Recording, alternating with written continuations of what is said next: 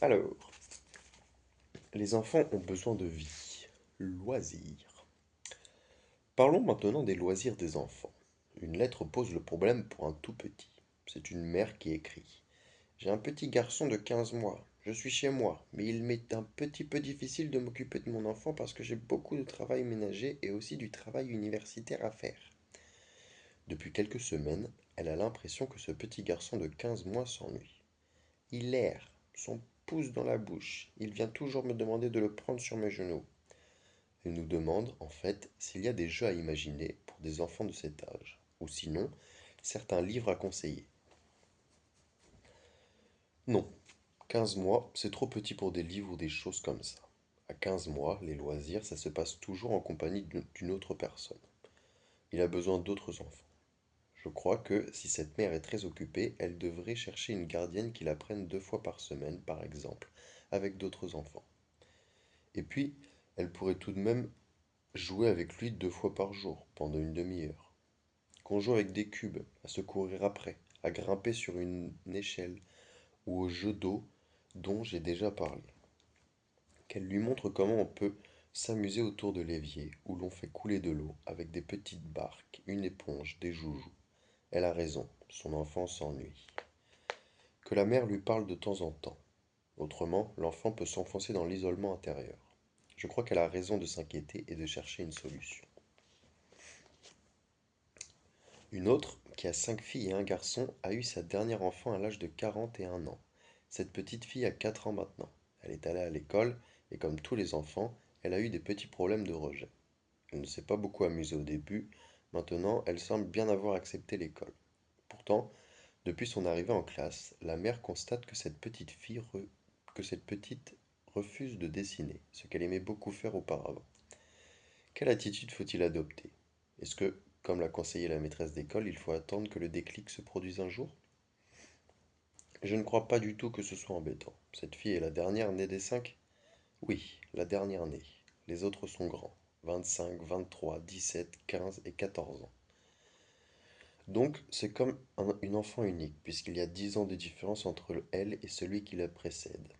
Je crois que c'est là la raison de son comportement. Elle a eu un statut tout à fait particulier, entourée de beaucoup de personnes adultes. Il faut lui expliquer ce que c'est difficile d'aller à l'école parce que, avant cela, elle était toujours en compagnie de grandes personnes, mais qu'elle va voir que les enfants. C'est bien plus amusant que les adultes. Cette petite fille accepte de dessiner seulement pour une petite cousine qui est son amie. Ce faisant, elle s'identifie aux grandes personnes qui s'occupaient d'elle. Je pense que son père devrait s'occuper un peu plus de cet enfant. C'est lui qui a la clé, pour lui faciliter le passage de l'état de bébé à celui de grande fille. J'ai un peu l'impression que dans cette famille, tout le monde a un statut de parent. Tout le monde est père-mère. Quant au dessin, c'est plutôt la mère qui en est frustrée, semble-t-il. La petite, la petite dessinait auparavant. Elle ne dessine plus maintenant. Eh bien, c'est parce qu'elle a d'autres choses à faire et qui la sollicite. Il faut, il faut à peu près 3 mois à un enfant qui n'est pas du tout habitué à vivre avec des enfants de son âge. 3 mois d'observation pour se sentir chez lui à l'école. Ça viendra, que la mère ne s'en inquiète pas. Une lettre assez souriante qui vous pose le problème de la venue dans le foyer d'un petit chien. Cette mère a 2 filles de 11 ans, 11 et 7 ans. Ces enfants ne posent pas de gros problèmes. Elles sont gardées pendant la journée par une dame qui vient depuis 5 ans et demi à la maison. L'aîné demande de façon pratiquement permanente depuis plusieurs mois qu'on lui achète un petit chien. Alors voilà. Nous habitons dans un F3. Cela nous pose des problèmes. Honnêtement, on a pensé aussi à toutes les servitudes que cela pouvait entraîner. Mais la demande de notre petite fille devient de plus en plus pressante. Qu'en pensez-vous? Est-ce que, pour Noël, on doit faire cet effort qui ne nous amuse pas tellement? Ou est-ce que cela pourrait être un désir passager de notre enfant? C'est difficile, parce que, d'après ce que dit cette mère, il n'y a pas de place dans leur appartement. Le chien serait malheureux. C'est vrai que les enfants ont besoin d'avoir de la vie autour d'eux et que dans les immeubles modernes, il n'y a pas beaucoup de vie. Peut-être pourrait-on trouver un animal moins encombrant, qui demande moins d'aller se promener, de descendre pour faire pipi, etc. Un hamster, par exemple. Je ne vous ai pas lu volontairement le post-scriptum de la lettre. Le voici. Nous avons actuellement dans la cuisine un poussin de 4 semaines que nous avons gagné à une loterie. Il est à ma plus jeune fille qui s'en occupe très peu. Par contre, l'aînée, donc celle qui demande le chien, s'en occupe et joue beaucoup avec lui. Mais bien qu'elle lui soit très attachée, là encore, il a fallu lui faire comprendre que d'ici à 2 mois, nous serions obligés de mettre le poussin à la campagne. Bon, mais il me semble qu'il y a un problème qui se pose. Est-ce qu'on peut toujours refuser quelque chose à un enfant qui insiste tant? Mais bien sûr, quand le refus est motivé, ici, il est motivé par le bien-être du poussin devenant coq ou poule. Là, par le bien-être du chien éventuel. Un animal doit être aussi heureux que son maître. Or, si le maître est heureux d'avoir un chien et le chien, lui, malheureux, c'est une chose qu'il faut éviter en expliquant la raison du refus des parents. Et d'autres refus, par exemple, une promenade, l'achat d'un livre, une séance de cinéma. Les désirs sont d'abord imaginaires. Ils trouvent leurs limites dans le possible, dans la réalité. Je ne vois pas pourquoi refuser à un enfant quelque chose qui ne gêne pas les parents, qui ne lui est pas nuisible et qui ne l'est pas non plus pour ceux qu'on achète. Maintenant, pour cette fille, peut-être serait-elle contente d'avoir un hamster. Un hamster, c'est quand même très gentil et ça ne sent pas très mauvais.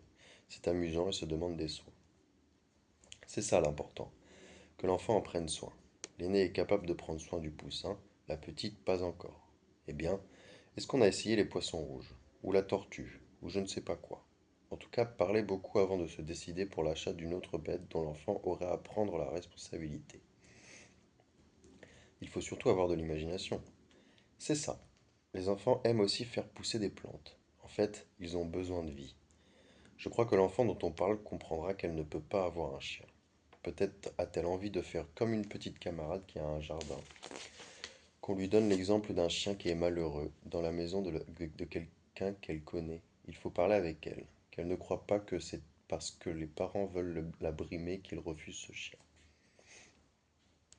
Une mère nous écrit. Quand on a une petite fille, doit-on la cantonner dans son rôle de petite fille, lui offrir uniquement des choses féminines? Depuis que nous parlons ici, il a toujours été question de respecter le désir des enfants. Lorsqu'il n'y a qu'un enfant, généralement, il s'identifie aux enfants qu'il voit, qu'ils soient garçons ou filles. Si un garçon tout seul va voir par exemple une petite voisine, une fille, il s'identifiera à elle, alors que la petite voisine s'identifiera à lui. Si bien qu'il y a des jeux qui sont de poupées pour le garçon, de voitures pour la petite fille. Mais quand l'enfant est élevé tout seul, il imite son père si c'est un garçon, sa mère si c'est une fille. Cependant, il est certain que les garçons ont besoin d'avoir des poupées, des dinettes. Les filles, vous voulez dire? Non, les garçons. Les garçons autant que les filles. Mais il se trouve que quand les garçons et les filles sont ensemble, eux-mêmes veulent se distinguer l'un de l'autre, se différencier. Nous n'y pouvons rien. C'est comme cela quand les enfants sont petits. Ils aiment se différencier les uns des autres si bien que, généralement, les garçons sont plus épris de jeux moteurs et les filles de jeux conservateurs. Cela fait partie du génie naturel de chaque sexe. À partir de l'âge de 3 ou 4 ans, les enfants aiment surtout jouer avec et comme ceux qu'ils aiment. S'il y a un enfant dominant, qu'il soit fille ou garçon, qui choisit les jeux, eh bien l'autre y jouera, parce qu'il aime sa compagnie. N'empêche que si les garçons jouent avec des poupées, ils y jouent autrement que les filles, et les filles avec des autos autrement que les garçons. Quand on touche au corps de l'enfant. Opération. J'ai ici des lettres qui parlent d'enfants qui vont soit subir une petite opération, soit être hospitalisés pour quelque chose de beaucoup plus sérieux. Une petite fille de 2 ans et demi, enfant unique, doit prochainement être hospitalisée en vue d'une opération à cœur ouvert. Cela va nécessiter une hospitalisation de 2 mois, un certain nombre de jours de réanimation, donc des visites très limitées. Les parents disent par ailleurs que leur enfant va en nourrice par demi-journée, qu'elle s'y sent très bien, qu'elle aime beaucoup les contacts avec d'autres enfants, a déjà l'habitude de l'hôpital où elle est allée souvent en consultation. Ils demandent comment préparer leur petite fille très jeune à cet événement. Le plus important, c'est que les parents ne soient pas anxieux. Ce type d'opération est maintenant courant et n'est pas dangereux. Donc, il n'y a que le côté psychologique qui joue. Si l'on est obligé de faire cette opération, c'est que l'enfant, qui déjà ne vit pas si mal, sera beaucoup mieux après. C'est à cela qu'il faut surtout penser. L'opération est toujours quelque chose de pénible, mais son but est la guérison des troubles que présente l'enfant actuellement et qui risquent de s'aggraver si on ne l'opérait pas tout de suite. Comment l'aider? D'abord, ce n'est pas sûr qu'il soit impossible que la mère aille plus souvent près du lit de son enfant, qu'elle voie cela avec la surveillante, qu'elle lui demande la permission de tenir compagnie à son enfant. Ce serait mieux. Nombre de services le permettent. Pour le cas où elle n'obtiendrait pas cette faveur, elle peut préparer à l'avance des poupées pour son enfant. Qu'elle en achète 4, elle en habillera 2, l'une en infirmière et l'autre en docteur, et elle les donnera à son enfant à l'hôpital. On ne peut pas rapporter de l'hôpital les joujoux qu'on y a, alors il faudra qu'elle ait préparé les mêmes costumes pour les deux poupées qui seront gardées à la maison et que l'enfant retrouvera à son retour. Elle facilitera ainsi le lien entre l'hôpital et la maison, parce que c'est justement ce qui est difficile, le retour de l'hôpital, contrairement à ce que la mère croit. L'hôpital, l'enfant y vivra pendant 2 mois. C'est énorme. 2 mois à cet âge-là. C'est presque 8 mois ou un an pour nous. L'enfant a besoin de retrouver à la maison les mêmes objets qui lui ont servi de compagnon pendant qu'elle y était. Je crois que l'angoisse des parents pour leur petite fille vient également d'autre chose, à savoir de certains mots. À cœur ouvert. Ce cœur ouvert, c'est une expression qui angoisse les gens, alors qu'en réalité, il ne s'agit pas d'une opération dangereuse. Le cœur est un mot qui nomme symboliquement le lieu de l'amour, mais dans ce sens-là, que la mère le sache, on ne va pas changer le cœur de son enfant. Qu'elle le lui explique. Le cœur que le docteur va opérer est celui de ton corps, mais ton cœur qui aime, personne ne peut y toucher, ni l'ouvrir. Une autre question qui revient très souvent concerne des enfants qui ont 2, 3, 4 ans ou même quelques mois. C'est le problème des phimosis ou des hypospadias. Ce sont là des termes un peu savants. Il faudrait d'abord les expliquer très rapidement. Il s'agit de petites anomalies de la verge des garçons. Le phimosis, c'est le prépuce qui est trop étroit et qui peut gêner l'enfant pour uriner, mais surtout qui le gêne à chaque fois qu'il a des érections. Cela lui donne des érections douloureuses. L'hiver, ça peut aussi gercer. Bien des enfants en sont gênés. Il n'y a donc aucun intérêt à conserver un phimosis. Mais ça, c'est le pédiatre qui doit le dire, évidemment. L'opération du phimosis fait peur aux enfants. Il faut leur expliquer qu'on la leur fait faire pour qu'ils aient une belle verge, comme papa, une verge qui puisse avoir des érections sans qu'il en souffre. Il faut aussi savoir que cette opération n'est pas très douloureuse. Voici une lettre d'une maman dont le fils a un phimosis qui doit être opéré dans un an et demi. Vous vous rendez compte? Vous pouvez supposer que cette opération n'a rien de réjouissant, et même combien elle peut être traumatisante pour un petit garçon de 4 ans. J'avoue que c'est une perspective qui me panique énormément. Je n'ose pas en parler à mon enfant parce que j'ai peur de lui communiquer mes propres angoisses. Mon pari et moi n'en parlons jamais, comme si nous voulions exorciser notre angoisse. Cela prend des proportions parfois. Oui, mais s'agit-il d'un phimosis?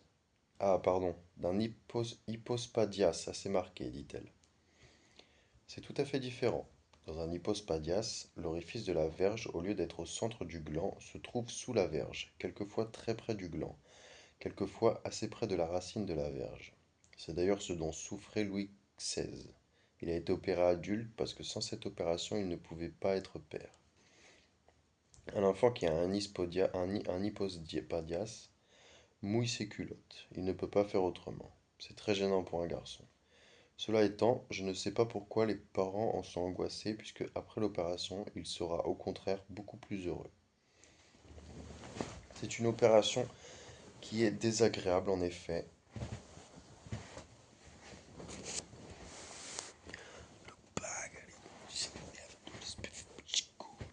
C'est une opération.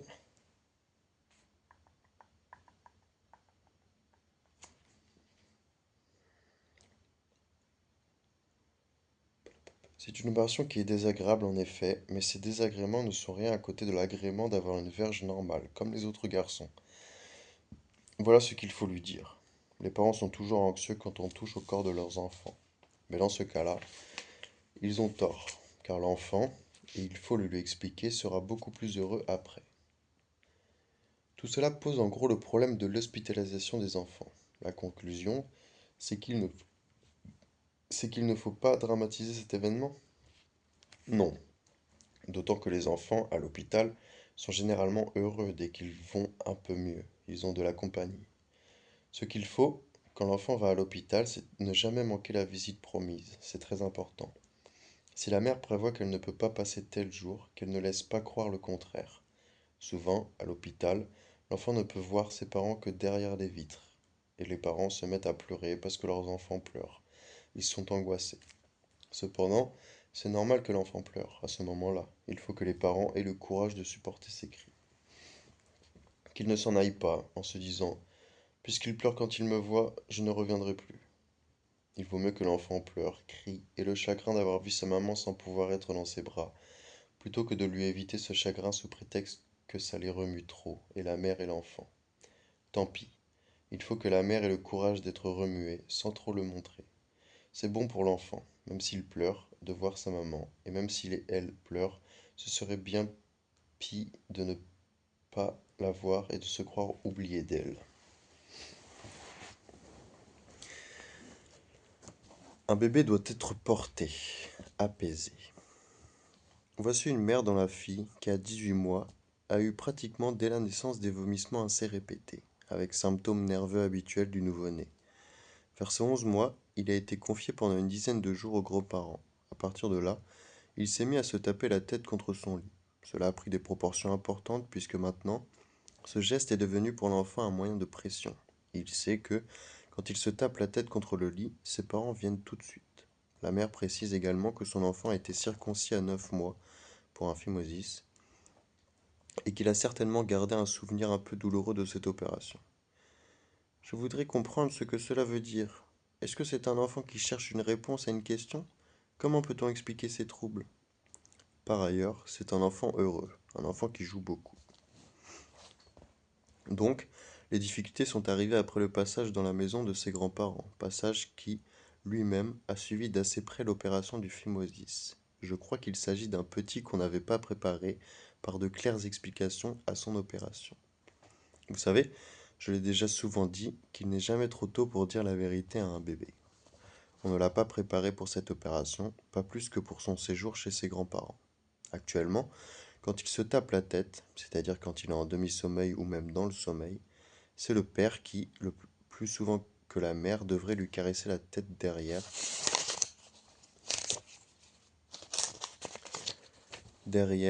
en avant,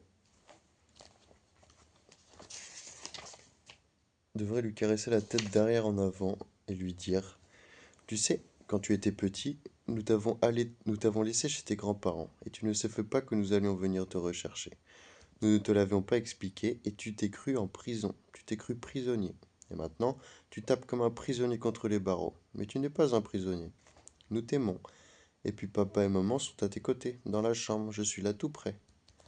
Car il s'agit d'un enfant précoce. Ce que la mère nous raconte de ses vomissements du temps où il était bébé, c'est déjà un signe qu'il avait besoin de compagnie. Une compagnie particulière, pas n'importe qui. J'en profite pour dire que les enfants qui ont des vomissements ont besoin d'être beaucoup plus souvent pris dans les moments, ont besoin d'être beaucoup plus souvent pris dans les bras.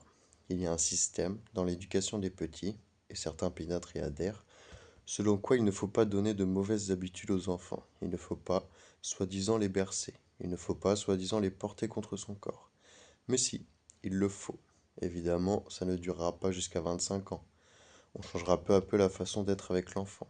Mais il faut absolument que le petit sente qu'il bénéficie d'une sécurité totale.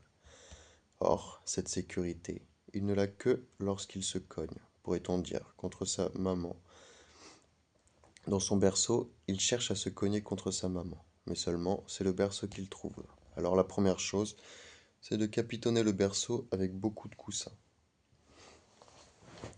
C'est ce qu'ils ont fait. Ils disent d'ailleurs que depuis l'affaire prend moins d'importance. Bien sûr, peut-être faut-il ôter les barreaux du lit. Il faut aussi raconter à ce petit garçon son opération du phimosis et pourquoi on l'a opéré. Que ce soit le père qui lui explique toutes ces choses concernant sa virilité future. Il a été blessé au départ. Il ne faut pas oublier que pendant des mois, ce petit a souffert chaque fois qu'il urinait, qu'il avait une érection, c'est-à-dire 7 à 10 fois par jour. C'est pour ça aussi qu'il était très mal à son aise et que l'opération était nécessaire. Il faut lui parler de cela. Et ce n'est pas trop tôt pour le faire. 18 mois, Et ce n'est pas trop tôt pour le faire, 18 mois. Même à 2 mois ou à 6 jours, il n'est pas trop tôt pour parler à un enfant de sa sensibilité, des épreuves qui sont les siennes, lui dire qu'on va faire au mieux pour l'aider, mais qu'on ne peut pas lui éviter certaines épreuves. Vous parliez des pédiatres, il y a un instant. Or, voici une lettre d'une pédiatre, figurez-vous.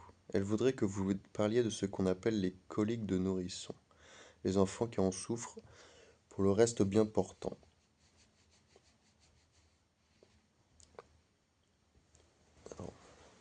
Elle voudrait que vous parliez de ce qu'on appelle les coliques de nourrisson. Les enfants qui en souffrent, pour le reste bien portant, crient de façon prolongée, quelquefois pendant 6 ou 8 heures par jour. Je pense qu'un bébé qui pleure comme ça a eu une naissance un peu traumatique, ou qu'il est un enfant oui, ou qu'il est un enfant plus sensible à la brusque séparation d'avec sa mère, ou encore que quand il était in utero, sa mère était anxieuse. Ce qu'il faut, c'est encourager les mères à tenir le plus souvent possible leur enfant contre leur corps. Quand elles ne peuvent pas le faire, qu'elles leur parlent, qu'elles les approchent de plus près de l'endroit où elles travaillent, qu'elles les bercent quand ils pleurent. Il n'y a aucun intérêt à laisser un enfant quand il pleure. Il n'y a aucun intérêt à laisser un enfant pleurer, sous prétexte qu'il a des coliques et que ça passera. Il sent le monde, et son monde, c'est maman, n'est-ce pas? Bien sûr que crier, c'est mieux que de ne pas crier et souffrir. Toutefois, il ne faut pas non plus le laisser crier tout seul. Il faut qu'il entende une fois qu'il le comprend. Un bébé doit être porté. Ce sont les mœurs actuelles qui font que l'enfant n'est pas entouré par des grands-mères ou une famille nombreuse. Sinon, le bébé devrait être dans les bras quand il ne dort pas. S'il y a beaucoup d'enfants qui pleurent et qui n'ont besoin que d'être pris dans les bras, d'être bercés, qu'on leur parle, que leur maman ne soit pas anxieuse. Il y a aussi ceux qui ont des difficultés à digérer le lait et qu'il faut aider. Il y avait autrefois beaucoup de remèdes de bonnes femmes, très simples. J'en ai appliqué à l'un de mes enfants qui pleurait. C'était un produit qui favorisait le caillage du lait de vache, à la manière dont caille le lait de femme. C'était la guerre, il n'y avait pas de lait et moi, je n'en avais pas assez pour mon premier. Le sirop de papaye ne l'a soulagé. Maintenant, il y a des laits très bien adaptés aux enfants.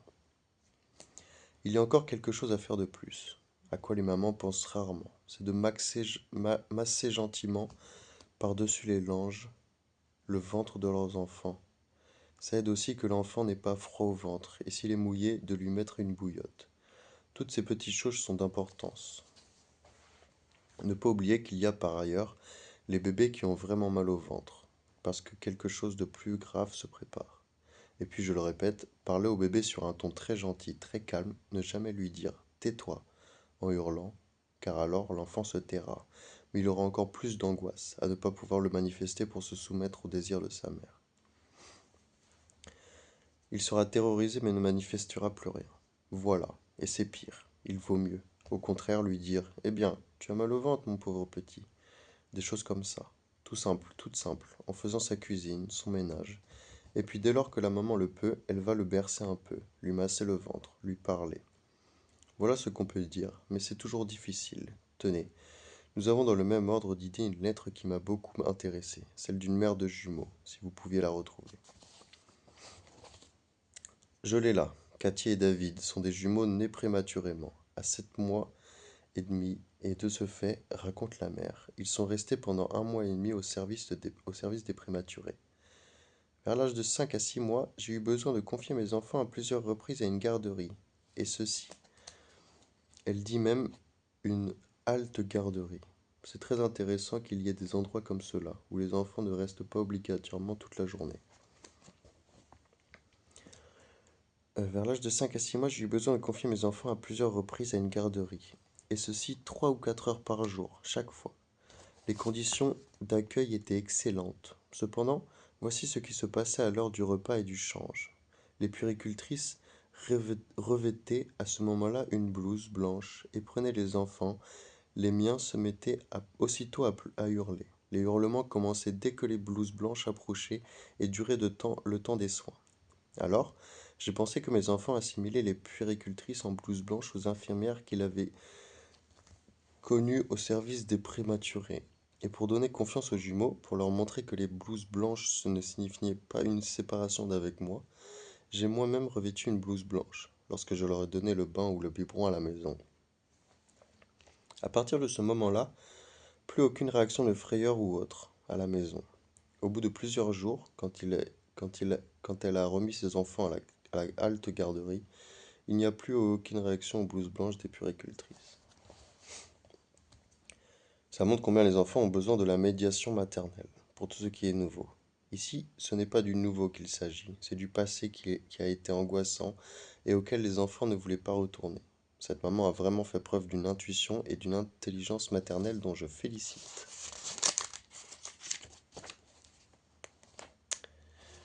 Bravo, bravo.